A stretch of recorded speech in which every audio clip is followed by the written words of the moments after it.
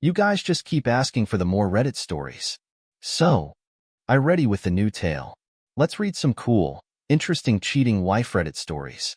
And guys, I'm trying to hit 1,000 subs before the end of the year, and I think we can do it. So please subscribe and let's get straight into this one. This is my first time sharing anything like this online, and honestly, I never thought I would. I'm turning 78 this July, and after all the things I've been through, it feels like the right time to get this story out there. I'm not here for sympathy, but the truth is, I'm dying. I was diagnosed with lung cancer, and I don't expect to have much time left. So, before it's too late, I want to share my life, the parts I can still remember, especially with those younger than me. Maybe it'll mean something to someone. I got married when I was just 19, back in 1967. It feels like a lifetime ago, like I'm not even the same man I used to be. Back then, I was in great shape, strong, always working hard. Now, I'm confined to this wheelchair. Life has a way of wearing you down, doesn't it? My wife, Sarah, and I both had to work from the start because I couldn't make enough to support us on my own. I worked in construction, long hours in the sun, and she took whatever job she could find, usually cleaning hotel rooms. We never had kids, not that we didn't try, but it just never happened. That gave us the weekends to ourselves, at least in the beginning. We were young and had plenty of fun, and I don't think we ever argued much. But those memories are so far behind me now, it's hard to piece together every detail. As the years passed, I started making better money. Sarah was finally able to quit her job, and for a while, it seemed like things were looking up. But as with many things in life, it didn't last. I worked longer hours, late into the night, and our marriage, well, it changed. If I'm honest, it turned more into a close friendship than a marriage. We barely had any intimacy after a while. I still loved her, but something shifted, something I didn't know how to fix. I wasn't around enough, and she probably felt alone. Looking back, I know it was my fault. I let my job take over my life, and it slowly pulled us apart. If I could go back, I would have done things differently. But as you'll see later, this wasn't the only mistake I made. Still, this one, I should have seen coming and done something about before it was too late. One night, I came home from a long shift, just like any other night. Nothing seemed out of the ordinary at first. Sarah had dinner ready and the TV was already on, tuned to the baseball game. That used to be my favorite way to unwind back then, watching the game with a cold drink in hand. We chatted in the kitchen for a bit, just small talk, and then I went to the bedroom to change out of my dusty work clothes. When I opened the door, though, something caught my eye. There, sitting right on my nightstand, was a box of condoms. My heart sank immediately. I had a vasectomy years ago, so condoms were never something we needed. I knew right then something was wrong, and panic set in. I stormed back into the kitchen and confronted her, asking why they were there. She froze, completely blindsided, and didn't have an explanation ready. I saw the look on her face change, and before I knew it, she broke down in tears. That's when she told me the truth. She'd been cheating on me. She confessed that she'd invited a guy from work over while I was at my job, and they had been having sex in our home. That box of condoms was just something she'd forgotten to get rid of before I came back. The shock of it all hit me hard. I'm not ashamed to admit that I cried right there in front of her. Years of marriage, loyalty, and trust had crumbled in seconds. I tried to understand why. I asked her, desperate for some reason that would make sense. She told me she wasn't attracted to me anymore, that she felt lonely, and that, truth be told, she never really enjoyed the intimacy we once shared. I was at a loss for words. My whole world felt like it was unraveling in front of me, and I didn't know how to fix it. In the end, I couldn't even stay in the house that night. I just left. We filed for divorce after 19 years of marriage. It was messy and painful, but there was no going back after that. By the time I hit my 40s, I was a wreck. The divorce had gutted me, and I lost all sense of who I was. Confidence, gone, motivation to keep going, barely hanging on. I turned to drinking, heavily. What started as a few beers to numb the pain quickly spiraled out of control, and before I knew it, I was an alcoholic. It took me nearly 2 decades, until I was in my 60s, to finally kick the habit for good. But during those years, I couldn't even stand to look at myself in the mirror. I'd think, what kind of man am I now? A failure, that's what. I wanted to date again. Hell, I craved companionship, but every time I thought about it, I'd remember what Sarah had said, that she wasn't attracted to me, that she'd never really enjoyed sex with me. It haunted me. I started to wonder if it was true. Maybe I was bad in bed and I just never knew it. Those thoughts tore me apart. I had no answers, only doubts. Physically, I tried to hold on to what I could. My skin started to sag and wrinkle a bit, especially on the back of my legs, but I kept myself in shape for as long as possible. I wasn't ready to completely give up on myself. During my marriage, I was convinced she enjoyed our sex life.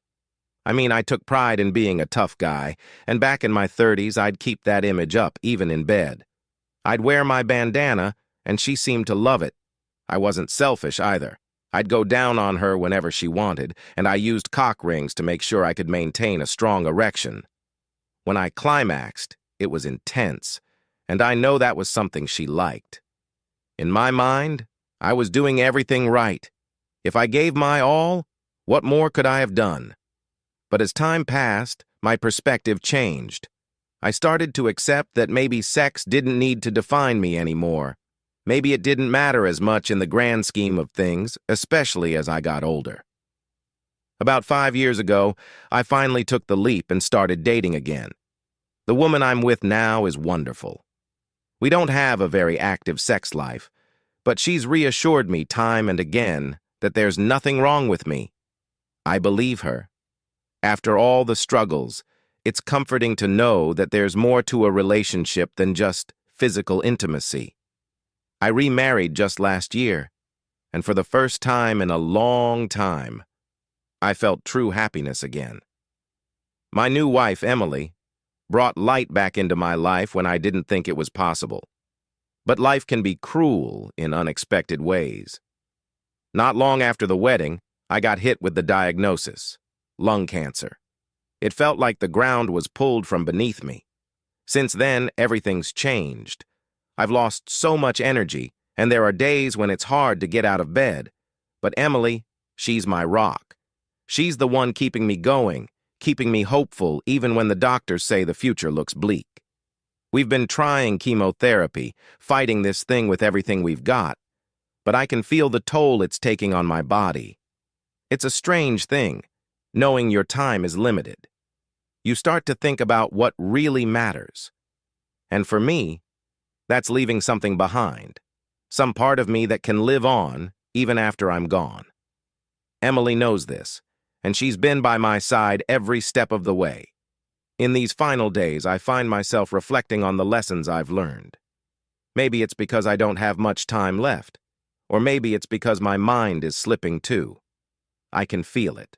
My thoughts aren't as sharp as they used to be, and I worry that soon I won't be able to say the things I need to say. So before it's too late, I want to share whatever wisdom I've gathered over these long, messy years. I hope that those of you reading this, especially the younger folks, can take something away from my story. Life isn't perfect. You'll make mistakes and sometimes you'll lose your way. But don't let the hard times define you. Find the people who care about you, hold on to them, and never be too proud to admit when you've messed up. It's never too late to turn things around, even when the odds seem impossible. I hope in some small way my story can make your journey a little better. Take care of yourselves, and always remember that no matter how dark it gets, there's always a reason to keep going.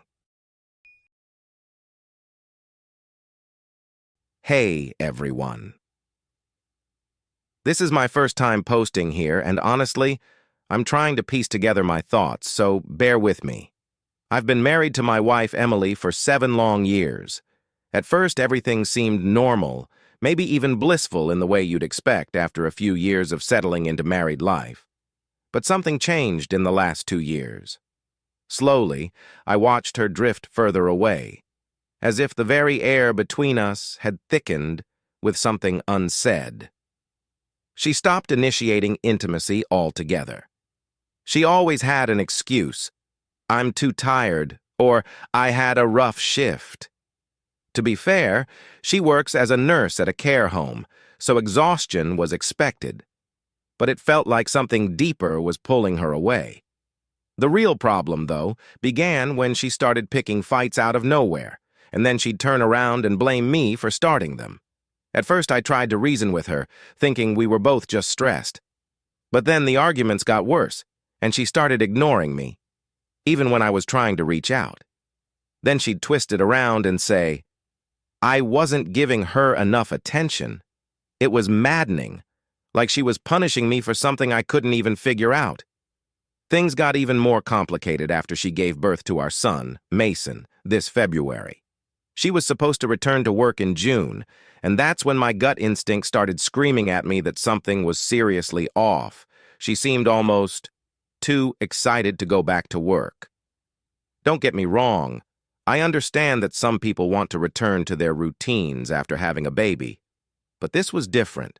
It felt like she was running away from something or someone, so I confronted her. My heart was pounding the whole time, but I needed to know.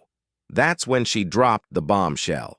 She admitted she had feelings for a coworker. She said she was planning to throw herself at him once she returned to work. She didn't even sugarcoat it. She flat out told me that if the sex with him turned out to be as good as she imagined, she would have left me. Hearing those words was like having my chest split open with a cold, jagged knife. I didn't even know how to respond at first. I was shattered. And as if that wasn't enough, just yesterday, she completely broke down. The truth came tumbling out like a flood. She confessed that she'd lost patience with me. A few months back, I went through a period of impotence due to some health issues, and apparently, that was the final straw for her. She told me she felt neglected and unfulfilled and was ready to replace me because she didn't think I could make her happy anymore. She genuinely believes that this other guy, her coworker, would be the key to her happiness.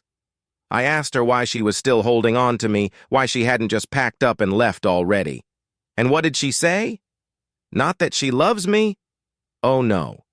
She said she's staying because I'm a good man and a good provider.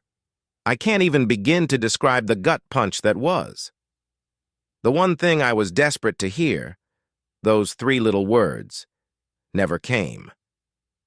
Instead, I got practical reasons, but nothing from the heart. She claims she wants to work on the marriage, but after everything she said, I can't help but wonder if she's just saying that because she doesn't have a backup plan anymore. I've started going to therapy to sort through all of this, but lately, I've become hypersensitive to her moods, to her expressions. She'll talk like everything is fine, but I can see it in her face, this deep, quiet pain she's trying to hide. I don't know if it's guilt or resentment, but it's there, lingering like a storm cloud. Then, to top it all off, I found out that this guy she was so eager to throw herself at. He has a baby and another woman. That's when she really broke down, admitting how deeply hurt and disappointed she was. I could barely believe it. She was devastated that he wasn't available to make her happy. The irony was too much to bear. Now I'm numb. My marriage feels like it's in a coma, and I don't even know if I want to wake it up. I've been giving her a false sense of security, playing along as if I'm still invested, but in reality I'm just waiting for her to let her guard down so I can gather proof of her infidelity. I need something solid so I can leave, before I lose myself completely in this mess. First off, thank you all for the comments and advice so far. I've read through each one carefully, and I wanted to take a moment to clarify a few things, especially since there seems to be some confusion. To start, Emily doesn't work overnight shifts like many assume. Her hours are long, but they're predictable. She works from 8 a.m. to 8:30 p.m., and only on Saturdays and Sundays. That's it. No overnight stays, no extra shifts. She's always home during the week. I thought that would be a good thing, that it would give us more time together. But even when she's physically here, she's distant, distracted, like her mind is elsewhere. It's like living with a stranger who just happens to share your bed.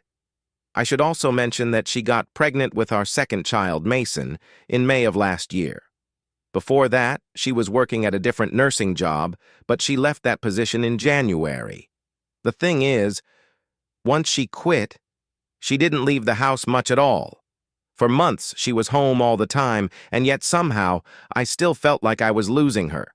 It's hard to explain, but something about her just felt off. I was always trying to connect, but it was like talking to someone through glass. Now here's the part that's been eating away at me, the part I haven't really talked about until now. I can't shake this gnawing doubt about the paternity of my eldest child, Olivia.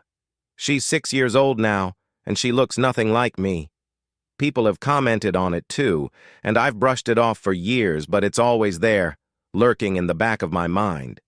Meanwhile, everyone says my daughter Olivia and my son Mason look like they could be twins, even though they're several years apart.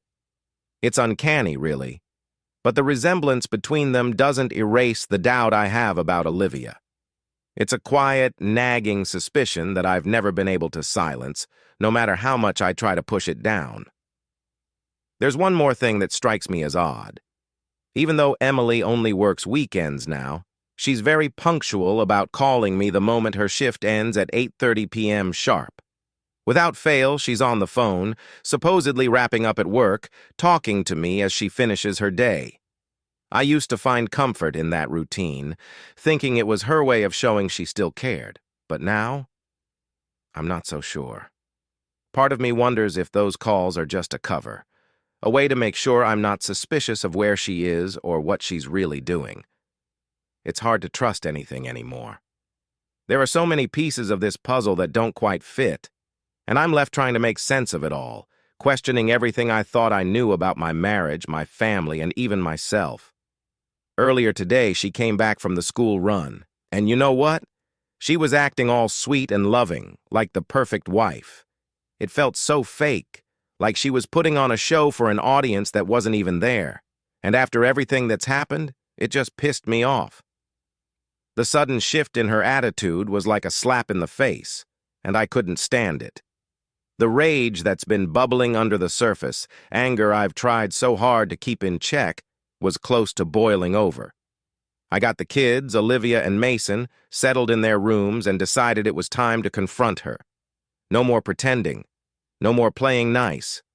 I needed to know the truth. What was really going on in her head?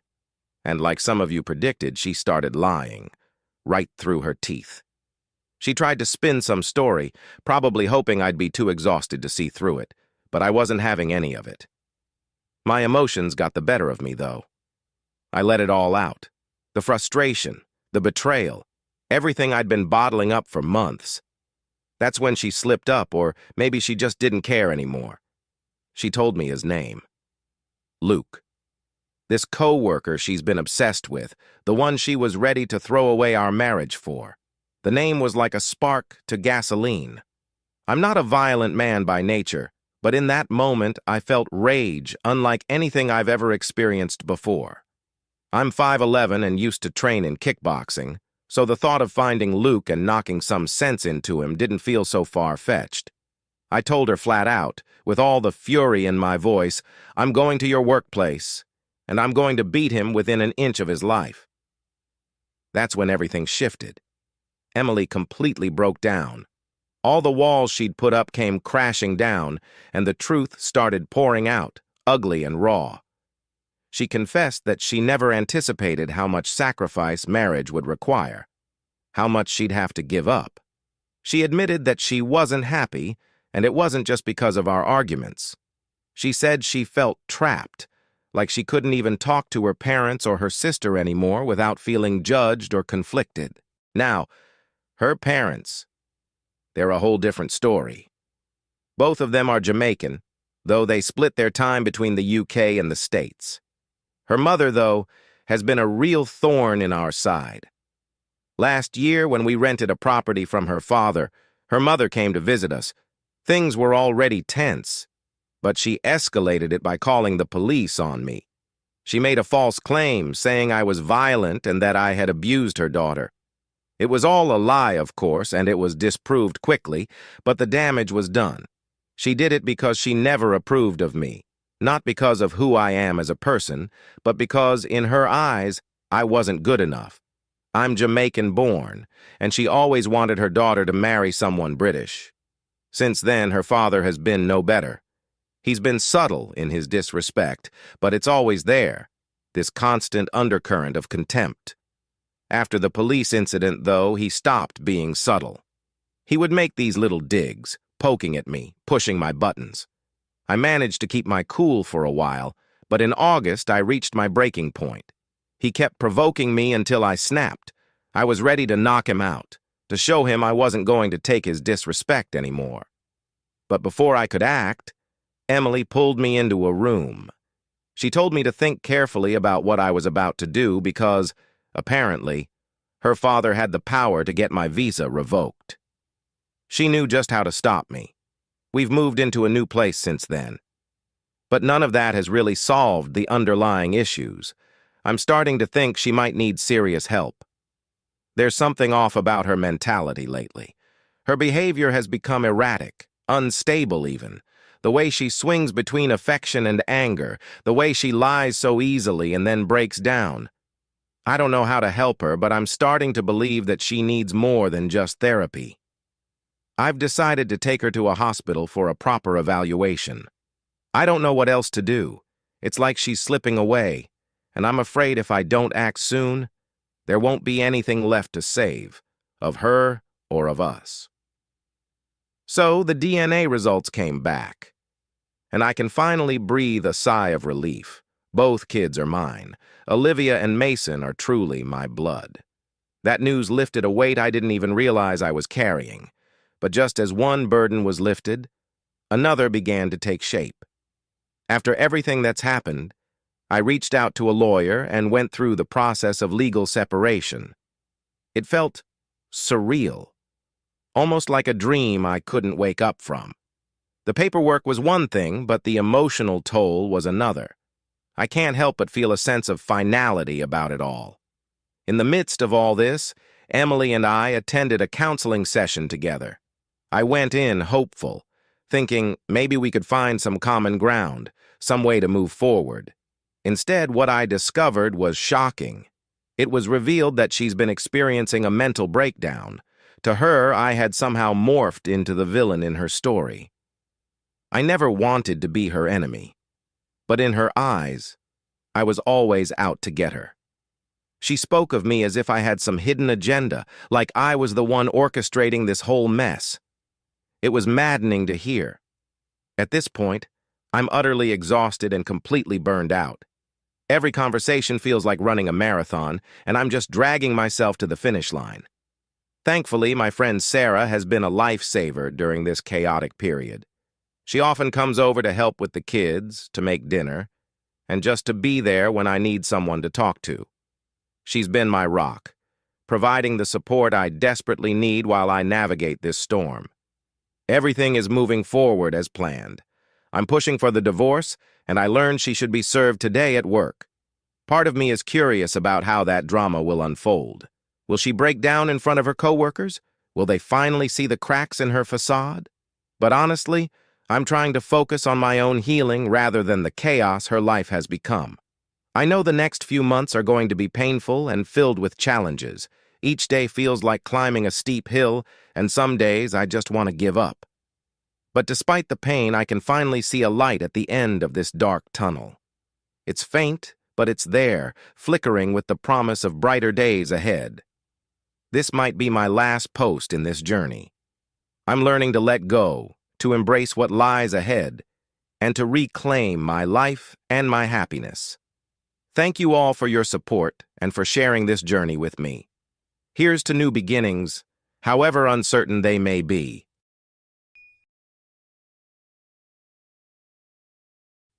Hey, first time posting here, so bear with me. Honestly, I've been a little paranoid that my ex might stumble upon this since she might recognize my username, but it's been nearly 5 years since the breakup, so screw it.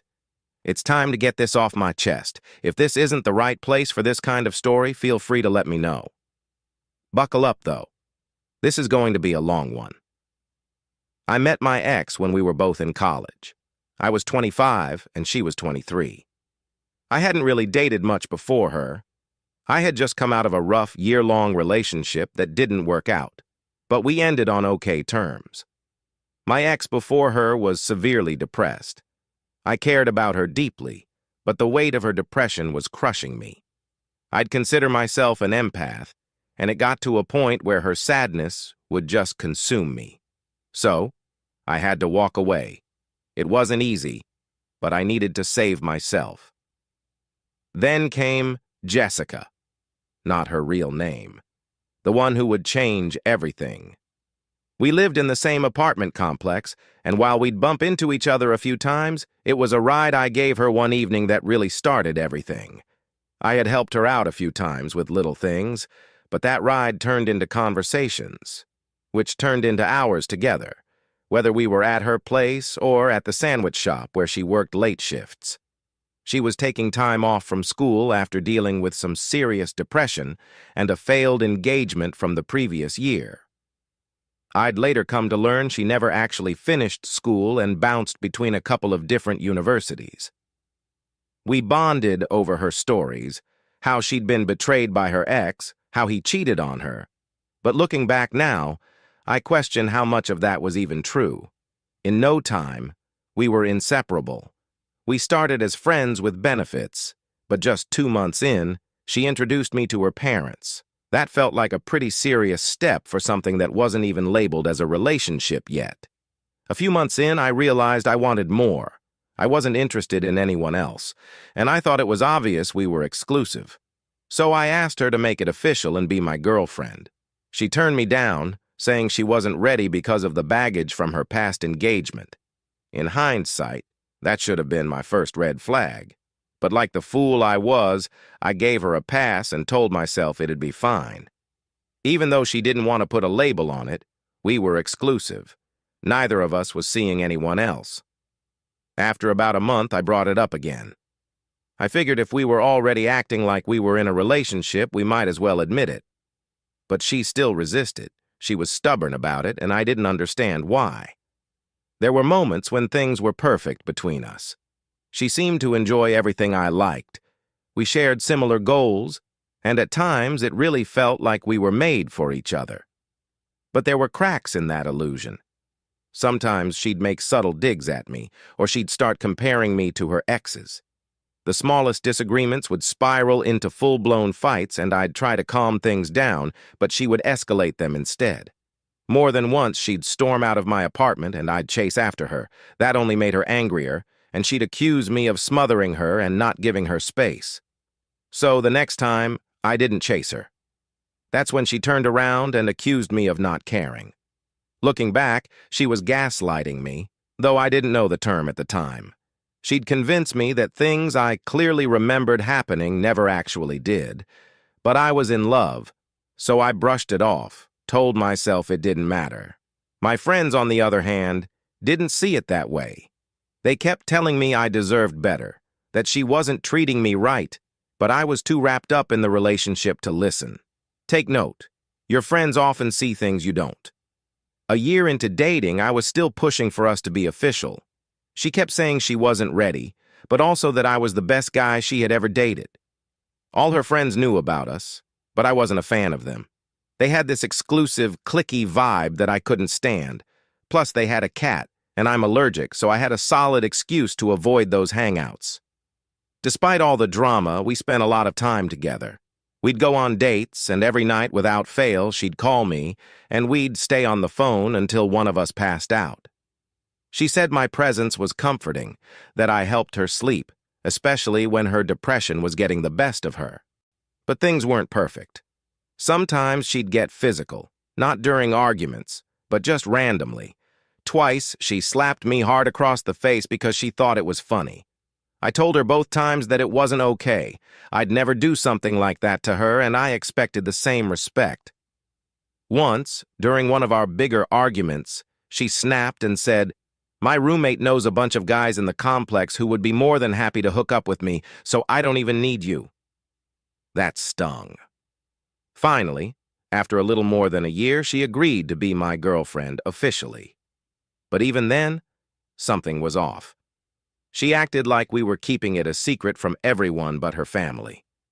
It didn't sit right with me, but I ignored the nagging feeling in the back of my mind. I had gotten what I wanted, right? I'll be honest. I wasn't the perfect boyfriend either. I have my own struggles with depression, and the weight of work, school, family, and the ups and downs of our relationship would sometimes overwhelm me. There were moments when I lashed out. Never physically, but I'd call her out on the things she'd done that hurt me. It wasn't healthy, and we broke up more than once. Sometimes I'd be the one to end things, other times it was her. But we always ended up right back in each other's arms. It was this toxic cycle of breaking up and making up. There was one time, though, when I took things too far. Feeling desperate and manipulated by the emotional roller coaster she'd put me on, I self-harmed. I wanted to show her just how much the pain of our relationship was affecting me. She had also harmed herself and had been open about feeling suicidal during our time together. I hate to admit it, but that's where I got the idea from. Despite all of this, I was deeply in love with her. She said she loved me too. We even talked about getting married, having kids, where we would live, all of it. During this period, she moved twice. First, to an apartment just down the street, and then, after a while, back to her parents' place about an hour away. When she moved to that nearby apartment, she threw a party one night. At the end, none of her friends stuck around to help clean up, just me. I stayed late, scrubbing the mess while she watched, and she smiled and said, "This just proves you'd be a good husband." That made me feel both proud and uncomfortable, but I swallowed it down, trying to hold on to that glimmer of a future she was dangling in front of me. Once she moved back to her parents' house, I made it a point to visit her almost every weekend. But something started to change. She was slower to reply to my texts, and she'd let my calls go unanswered for hours. But when she reached out to me, she expected a response immediately. And no matter what, I'd drop everything to be there for her. Even if it was 1 a.m. and I had work or school the next day, I'd drive to see her because she said she needed me. A few months after her move, I started to hint at getting engaged, but she began to fall back into the same excuses she'd used when we were debating becoming official. She blamed her hesitation on the trauma from her past relationship. Then she dropped a bomb.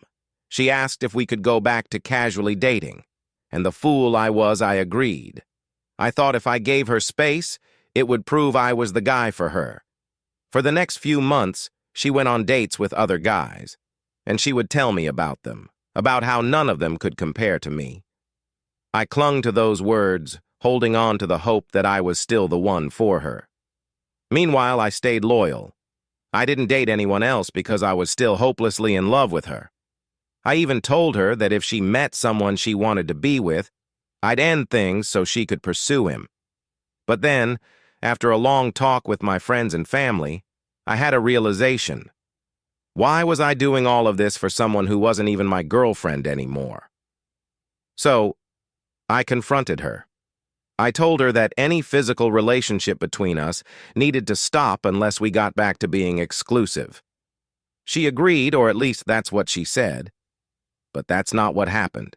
We'd still go on dates, and she'd guilt me, pressure me, and eventually I'd cave. Every time I gave in, she'd get angry afterward. She'd say, "Why didn't you stop me? Why couldn't you resist?"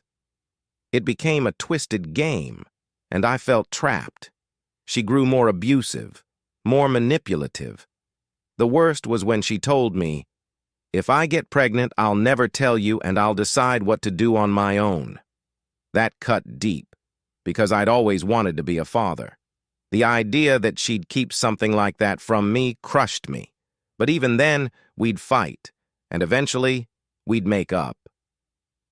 All the while, we kept talking about our future together. She'd see a mixed-race baby somewhere, I'm Latino and she was white, and say, "That could have been our baby," with this wistful look in her eyes. Whenever she was feeling down, she'd call me and ask, "Would you still marry me?" And without hesitation, I'd say, "Of course I would. I love you."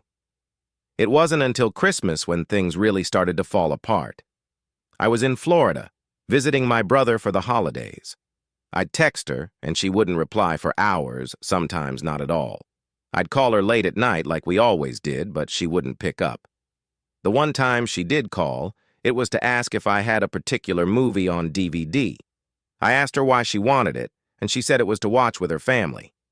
But something felt off. When I got back from vacation and started the new semester, she came to my university for some reason. She called me, saying she had lost her Fitbit and needed my help to find it. I showed up to help her, and we spent a little time together. But something was different. She seemed distant. Then, she told me she wanted me to come up to her parents' house in 2 days because she had something important to talk about. I knew then what was coming. I talked to my friends and started mentally preparing for the worst. When I pulled up to her parents' house, it was late. Around 10 p.m., like she'd asked. She got into my car and we sat there talking for what felt like an hour. That's when she told me she no longer wanted to be with me. I could feel this conversation had been coming, so I told her I understood. I admitted that I'd felt the distance between us and asked if it was because of someone else. She denied it, saying there wasn't another person. She just didn't think we were right for each other anymore. Then she said something that hit me like a gut punch. She admitted that she never saw me as husband material, that she'd known from the very beginning she didn't see us getting married or having kids. I was stunned. I thought back to all the times she'd asked me if I'd marry her, all the conversations we had about our future, about our hypothetical children. It was all a lie. Then she said something even worse. She told me that one of the reasons she didn't want to be with me was because our kids wouldn't look like her since I'm Latino and she's white. It was absurd, especially because she always claimed to be so progressive and not racist. What a joke, right?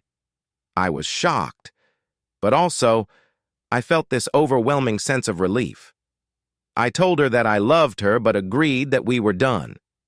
We decided on no contact after that. She insisted on blocking me on Facebook, saying that if I tried to block her, I wouldn't be able to keep her blocked for long. Fine. I didn't care anymore. We agreed not to block each other's phone numbers just in case there was an emergency, since I didn't have any family nearby, she said. As I drove away, I felt the sadness creeping in, but weirdly enough, it was mixed with a sense of freedom. It felt like a massive weight had been lifted off my shoulders. The next month was rough, though. Nights were the worst. I realized just how codependent I'd become on her. I had gotten so used to those nightly phone calls. Without them, I felt incredibly alone. I spent many nights lying on my bedroom floor, crying, feeling completely broken. But eventually, I started throwing myself into work, school, and spending time with my friends. It was a slow climb, but I was getting through it. Then, out of nowhere, about a month later, I got a call from her early one morning. I figured it was an emergency, so I picked up, but there was no emergency. It sounded like she had butt-dialed me, but that didn't add up. We hadn't spoken in a month. What were the odds she'd accidentally call me? I could hear bits and pieces of a conversation. Her voice, and then another voice. Definitely a guy. I heard them talking about snow, and I swear I heard my name come up. Then the call just ended. I knew I shouldn't have, but I reached out to a few friends, and that's when I learned she'd started dating someone new. Against my better judgment, I texted her, asking if she was okay. It took her a few days to respond, but when she did, she said that she had butt-dialed me but had actually wanted to talk. She told me she missed my friendship, and for a few minutes it felt like old times, like nothing had changed. Then she mentioned she had started seeing someone, and I told her I already knew. She was curious how I found out, and I told her I'd heard through mutual friends. She began talking about this new guy, pointing out all his flaws. I just listened, but something about the conversation felt off. She made a comment about his weird hair, and I stupidly agreed. Then she got defensive, saying that I wouldn't know what his hair used to look like, and I quickly backpedaled, saying I thought she was talking about his current look. After that, she asked if I'd been sending her random Facebook friend requests, implying that I might be trying to stalk her online. I assured her it wasn't me. The more I thought about our conversation, the more uncomfortable I felt. It was like I was back in that same toxic cycle, being dragged down by her drama. The next day, I sent her a message, telling her that while it was nice to talk like we used to, I thought we should stick to not speaking. She agreed, and that's when I finally blocked her number. A week later, I was walking across campus when I noticed I had a voicemail. It was from her, asking if I was home because she wanted to drop some things off. I was pissed. There was nothing worth her returning, and I told her we weren't supposed to have contact.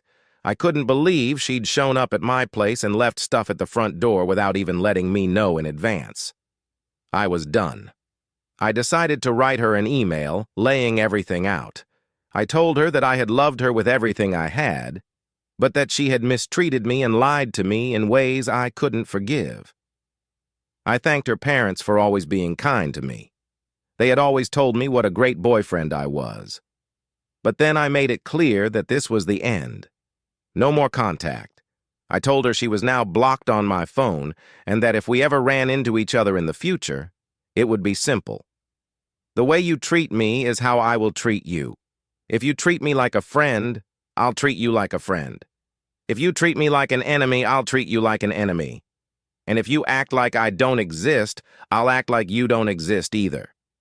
I sent the email, fully expecting to never hear back from her. Boy, was I wrong. A few days later, I got a reply. But it wasn't from her. It was from her dad. Now, her dad is an ex-Marine and a lawyer, so you can imagine how this went down.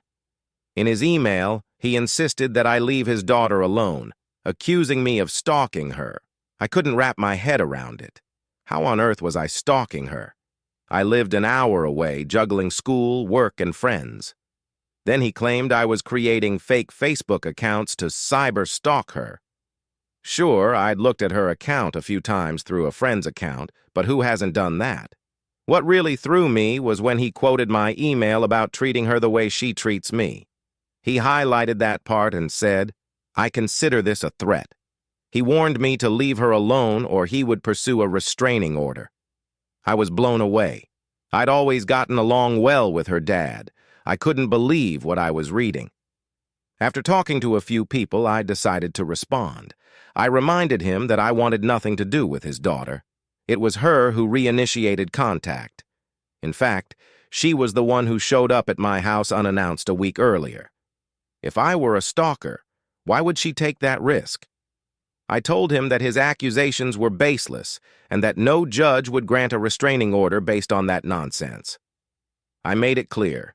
Never contact me again, and I'd do the same. But that left me wondering, what the hell was going on? What stories was she telling people about me? What sob story was she spinning?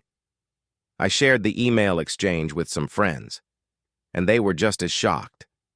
They said I'd dodged a nuclear bomb and should be thankful. I thought that would be the end of it, but this is a cheating story. A long one, but a cheating story nonetheless. We broke up in January. Just after the first week of April, a friend messaged me while I was at work telling me that my ex had just gotten engaged. I was floored. It had only been 3 months since we split. For someone who had constantly said how difficult relationships were for her because of her cheating, abusive ex-fiancé, this made no sense. What shocked me even more was a comment on her engagement announcement. Someone congratulated her and claimed to have helped her get together with this new guy back in November. November, when we were still together. Sure, we weren't exclusive at that point, but I had given her several chances to be honest, and she lied about there being someone else. To me, that felt like cheating. I was livid. It all started to click. That's why she'd become distant during Christmas. That was who she wanted to watch that movie with. That hurt. But I tried to move on with my life. I was still battling depression and trust issues. I talked about it with friends and people at church. The more I opened up, the more I learned about her. People who knew her but didn't know we dated started coming forward saying, "Yeah, that girl has issues." They shared things they probably shouldn't have, but it was helpful. I found out all the nasty things she had said about others, and I realized she never really cared about me. I was just a stepping stone, someone to care for her until someone better came along. It dawned on me that the reason I fell in love with her wasn't because of who she was, but because of the persona she projected. She knew I was a nice guy and saw me as an empathic target to manipulate. She reflected my own qualities back at me, making me think I was dating someone similar to myself. But in reality, I had been with a narcissist. This revelation helped me understand a lot about myself. That I care too much, love too deeply, and need to be careful about who I give my heart to. Lesson learned. 6 months passed without incident. I hadn't run into her, but I heard she had moved back to my city with her new husband. So much for me being a stalker. A few friends even had run-ins with her, one of whom embarrassed her by making a sexual innuendo about something she'd done. Love you, Danny boy. Brothers for life. I got invited to a friend's wedding. I couldn't make it to the actual ceremony, but I did make it to the reception. Just as I was finishing up a light-hearted speech poking fun at my friend, who had this annoyingly loud laugh, you wouldn't believe it. I was about to sit down when a mutual friend walked into the room, and right behind her, my ex and her husband. I was a bit surprised to see her. Just as she was about to walk in, our eyes met. In that moment, instead of entering the room, she pushed her husband back into the hallway out of sight, and quickly followed. I was taken aback, so I stepped outside to collect my thoughts and feelings. I was generally fine, but the shock of seeing her stirred something inside me. After a few minutes, I returned to the room, only to notice that my ex and her husband had still not come in. I asked my friend if he had invited them, and he said yes. I told him a heads-up would have been nice, but he shrugged it off, saying he hadn't thought about it. He wasn't that close of a friend, more like a mutual friend of one of my best friends. Minutes passed, and as the newlyweds prepared for their first dance, we all moved some chairs out of the way. I happened to be on one side of a door, putting chairs away, when my ex walked through that exact door. She saw I was right next to her and bolted to the other side of the room with her husband in tow. We avoided each other for the rest of the reception, exchanging only a couple of glances. But in that moment, I felt whole again. For all those months after the breakup, I had felt broken, like a piece of myself was missing. Seeing her reaction, how ashamed she seemed to be, was empowering. I felt my strength returning. For the first time in a long time, I felt truly happy. Even though she was married and I wasn't, I realized I had won the breakup. She couldn't even look at me. I had no such issues. My conscience was clear. And here I am, over 4 years after the breakup, writing this. I'm still single, but overall, I'm happy. And Maddie, if you ever read this, fuck you. I'm the one who finished university while you've settled into being a housewife. After all that talk about changing the world and whatnot, all you're ever going to change are dirty diapers. You're a liar and a cheat. Oh my God. Another really good one. I really hope you enjoyed this Reddit story video. I had a great time reading this. If you want more of this kind of content, just leave a comment. Let me know. Follow my channel. I'm really trying to hit 1,000 subs before the end of the year. And we can do it.